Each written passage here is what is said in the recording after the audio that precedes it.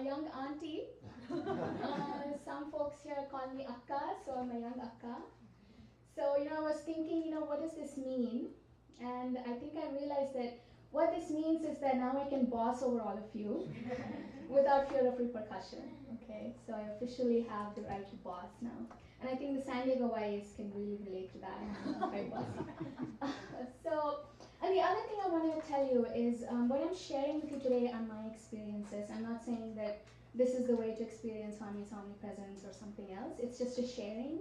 And I'm here to learn, and I hope to be inspired. I know I will be inspired by all of you, and I hope that you will also feel the love from me. And I pray to Swami to speak with me and share his love and guidance through me to all of you. So this is my daughter, Vishala. I just thought this was a really lovely image.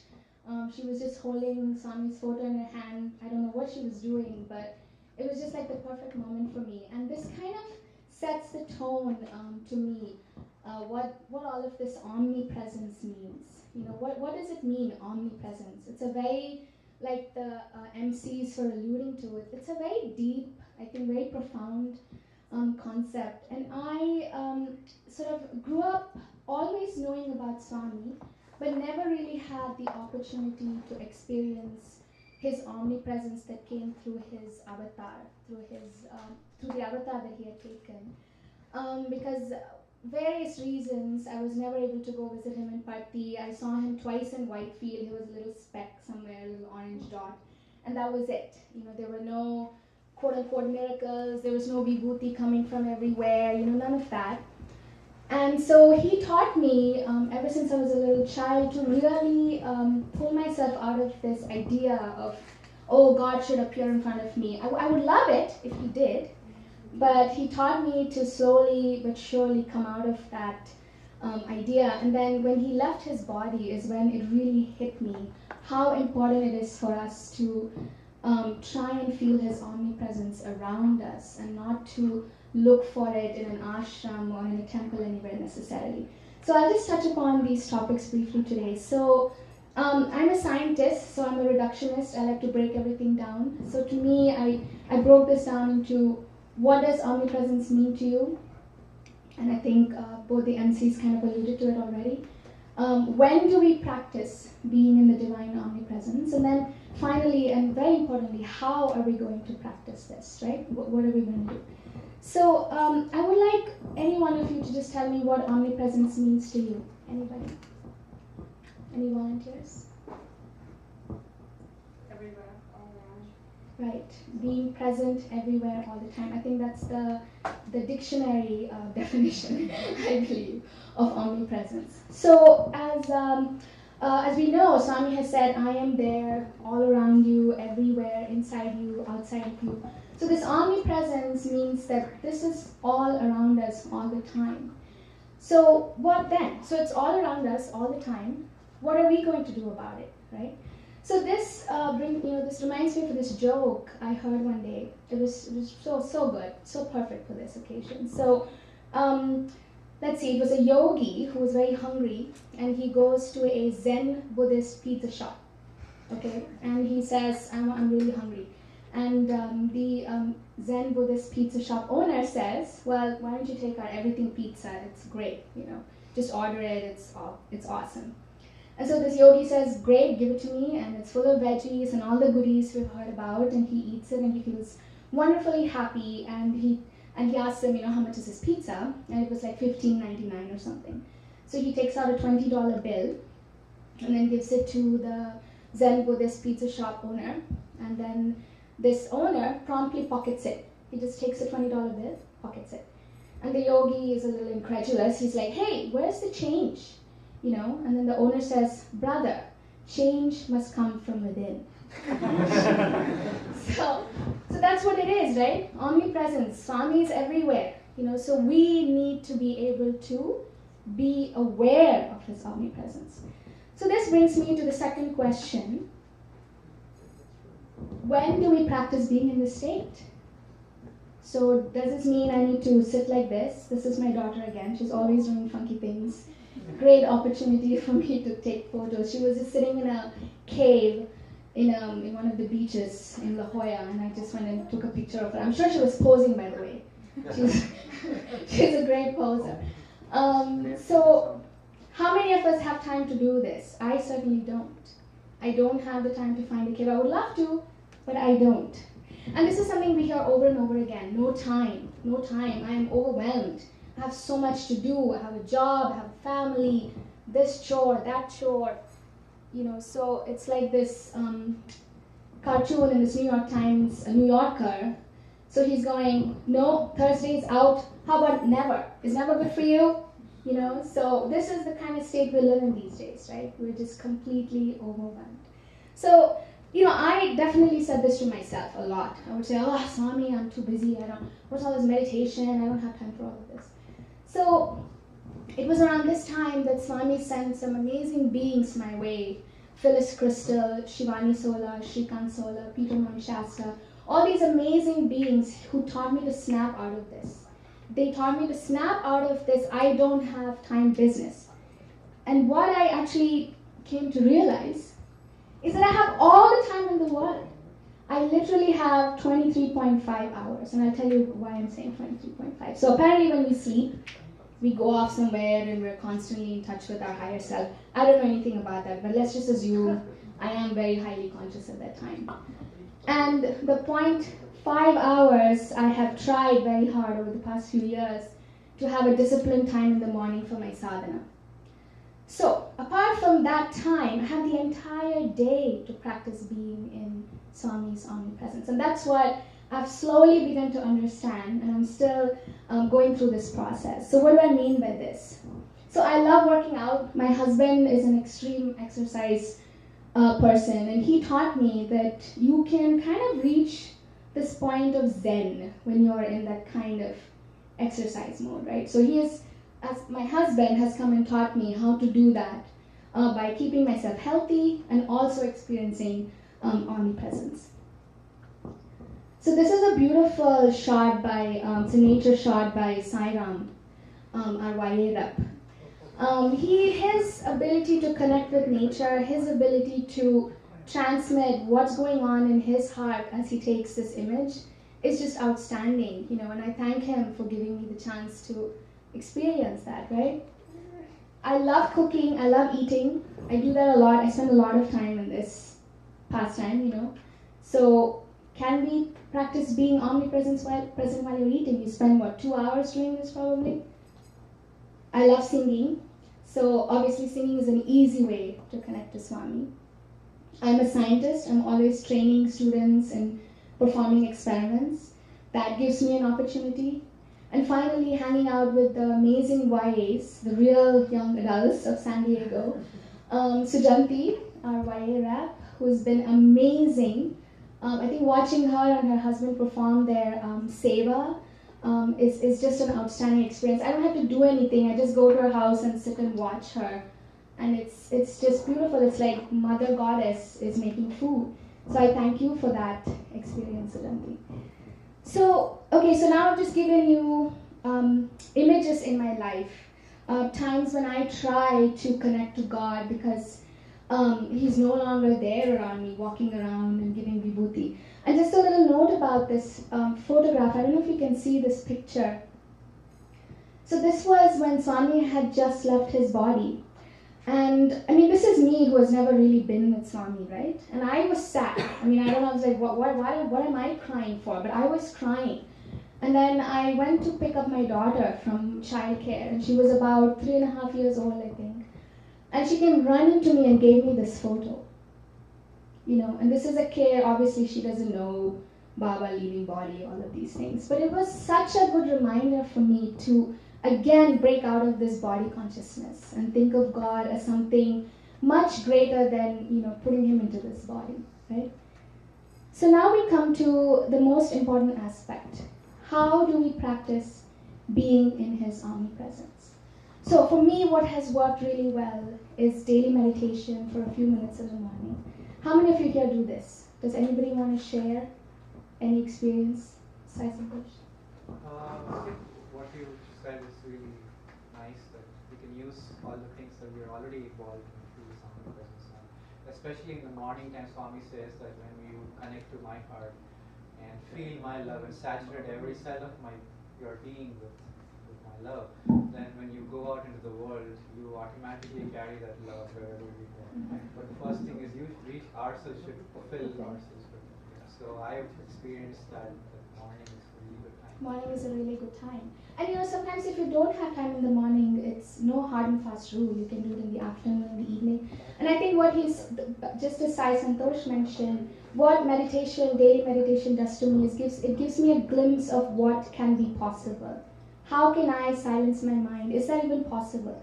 Can I have a heart-to-heart conversation with Swami? Can I get his messages? Can I just download what he is saying? Some days I can, some days my monkey mind is just running around everywhere and I can't do it. But it gives me that kind of confidence that I can go into the world today, I can go into my day, and I can go back to that memory of being in that state where I was quiet, and I can take some of that with me. So I highly recommend this. Obviously, all of you have heard about this, Jyoti meditation, Maypole meditation, Phyllis Crystal's meditation. If there's any time today, I'll be happy to lead the group through a light meditation session. It is profound. It will change your life. Even if it is 5 minutes, it'll change everything for you. I promise you that. So give this a go. It has really worked for me and several of my friends. And there's another thing that I do, just to back up a little bit. So you do your daily meditation, you're totally zen and you're feeling really great. And then what happens? You sit in your car, probably, you're stuck in traffic, right? You get really annoyed and then boom, it's gone. You get into this state of being angry, irritated. You go to your offices, you probably don't like your boss, maybe you have a coworker who's so annoying, and you have to deal with all of this constant onslaught, right? So what are you going to do then? You can't just, sit and say, I'm just going to meditate, I'm just going to run away. No, I feel that this is when Swami wants you to pick up that bow, like Arjuna did, and go and fight. This is it. This is our chance to prove to ourselves that yes, I can snap out of this habit. I can stop being annoyed, right? Are you going to fight? Are you going to let that Swami take over and be your Sarathi, right? So every day, like Arjuna, we go into the warfare. What is this warfare? It's just life. It's just dealing with our senses. That's it, right? All the people you're seeing opposing, what Arjuna saw that day were all his senses. How are you going to fight this, right? So yes, daily meditation will help. What has helped me, and I want to share this with you today, are affirmations. I am affirmations. Has anybody here heard about this? You must have heard, right? Lots of people are talking about these days. It's a transformation, transforming any given situation by using an affirmation. So you can use this at all times, anytime. You can make up your affirmation. Here's a simple one. Oh, by the way, before I go on, there are many resources for this if anybody's interested. Peter Mount Shasta, a Sai devotee, has written a wonderful book about it if anybody's interested and would like to get more information. I'm happy to talk about this. But these are basically mantras, right? Sanskrit mantras, there are trillion of them, one for every given situation. I don't know all of that. I don't know well enough Sanskrit to be able to make up my own mantras, but I'm sure you could. Maybe you could make up your own mantras, but I can't. English is more comfortable for me. I can speak in English much better. I can think in English much better as well. I am love. Very simple. I am love. You're faced with a difficult situation. What do? I usually get really angry. Anger is like my first thing. Instantly I will get angry, right? Sometimes I just stop what I'm doing. I run into the toilet and I sit and say, I am love, because I need something to calm me down. This really works, you guys. Saying something positively affirmative to yourself. I am love. You don't have to make it complicated. Keep it simple. Say something positive. You're going to change the situation, right? Maybe some of you here are doctors. Neil, I know you are a training doctor, right? Wonderful opportunity, right? To practice omnipresence, to let your omnipresent Swami heal through you. I am the healing Christ in action. I am the healing Baba in action. I know doctors who have done this and report amazing changes in their patients that are being really difficult. that are not open, that their hearts are not open. Who knows? They're in a lot of pain. I am the healing Christ in action. So what's happening here is when you're saying I am, apparently, I'm no expert at this, but I'll just tell you what my experience is. You're bringing your higher consciousness, your Baba consciousness into action. So this Deepti thing falls off, Neil falls off, Sai Santosh falls off, right? It's now Baba. So all that ego, all the Maya we have going on, hopefully completely goes away, but at least diminishes for that moment. It'll diminish because you're saying, I am the healing Baba in action here. So Swami will heal through you, right? How about teachers? Are there any teachers here? Or training to be parents? I'm a parent. I am the perfect parent. I am the perfect parent. How profound is that? Lots of times, you've all heard this, right? Children don't come with a manual. You don't know what to do with them sometimes, They can really, throw you off for a loop. And raising my daughter has been an incredible learning experience for me, and they really test you, So there have been times where I have no idea how I'm going to deal with a tantrum or some difficult situation in her school, with friends. I am the perfect parent. It's really, really profound. Many software engineers, I'm sure, you're sitting in front of your computers. I'm a scientist and constantly doing experiments. I am the creativity of God in action. That's just beautiful. I have some of my students at work, these are, non quote-unquote Baba devotees, whatever that means. And I talk to them about this. And they're so receptive, they don't want their experiments to fail, At least for that reason, they'll sit and pray, I am the presence, I'm going to bring Satya, Dharma, Shanti, Prema. Because time is precious. You don't want to bring the non-pure energy that's derived from fear into any of your situations. I have a student who now has started writing Om on everything. She goes and writes Om on all her experimental stuff. She's just decided that it's working for her. Her experiments are working, so she goes and does it. It's really so wonderful. I am preparing healing food. You cook, right? So many of us cook. We spend so much time making food. And finally, we all like to have fun. I love having fun. I love watching movies. So I watched this movie the other day, Queen. How many of you have seen this movie, Queen? Hilarious. It was so good. So a little trick. It's so nice to see India's coming through some variety of changes, and I'm just so excited to see that. And this is a trick that Shrikant and Shivani taught me. I am sharing the joy of watching the movie Queen with the entire universe. Yes. So, I can say that when I'm eating ice cream, whatever it might be. So it's really so many different ways and means with which we can, forget that morning time. It's precious, it's beautiful, it's divine. We have to do it. Discipline is absolutely important. You need to start your day right. Whether it's chanting, sitting quiet, whatever it might be. Start the day right, because you know what? When you step out of the door, you already have a memory. You're like, no, I am going to be true to myself today, right? But if you don't do your morning thing and you step out, already, things are going to come and onslaught and boom, weakness. I hate my day, I hate this, I hate that. Now you're bringing in all the negative affirmations. I am not good enough. I cannot do this. And they positively reinforce themselves, for sure. So think about this, and you can make up your own. In fact, I know Sai Santosh is great at making up his own fun affirmations, and we have fun with this, right? We kind of riff off of one another. What can we put into action here? So with that, I want to end with the last thought. I feel like at the end of the day, I'm sorry this is so up. I hope you can see it. We can live in His omnipresence by practicing being present. Just be present at every moment of your life. Just be present. Think of Swami. When you see all of these people here, I'm looking at all of you. I am practicing. I'm not saying I see Baba sitting here. Okay, I would love to be in that state. But I'm just telling myself, I see Swami in every single one of you. Practice. You have to practice. Just like a muscle, just like doing your bicep curls or whatever. This requires practice. And I know some people have mentioned to me, I don't really believe it. I don't believe it. When I say I am Baba, I don't really believe it. I get you. Okay, I was right there with you. It will change. I promise you it will change. Just practice it.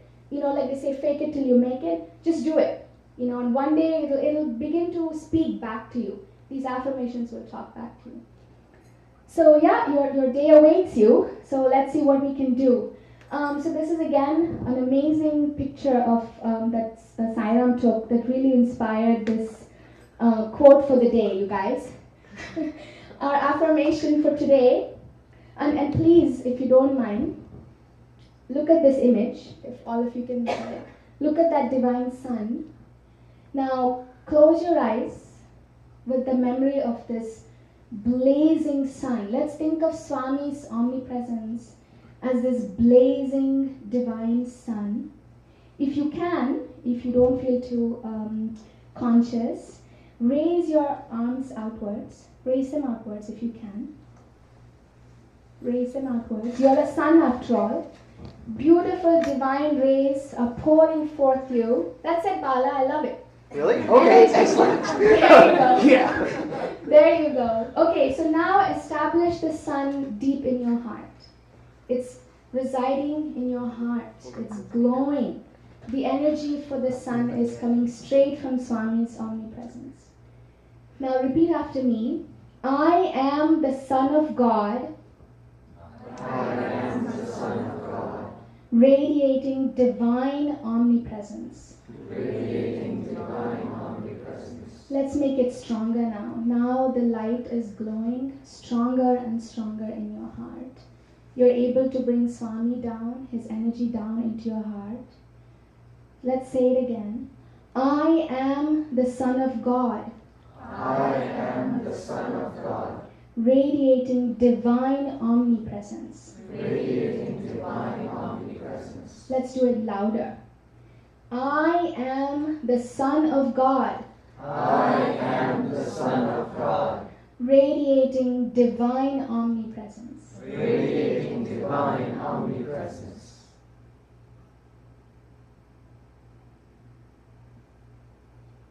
So let's take this energy with us today. Throughout the day, think of yourselves as glowing balls of sun, radiating love and wisdom and peace and joy wherever you may go. Jai Sai Ram.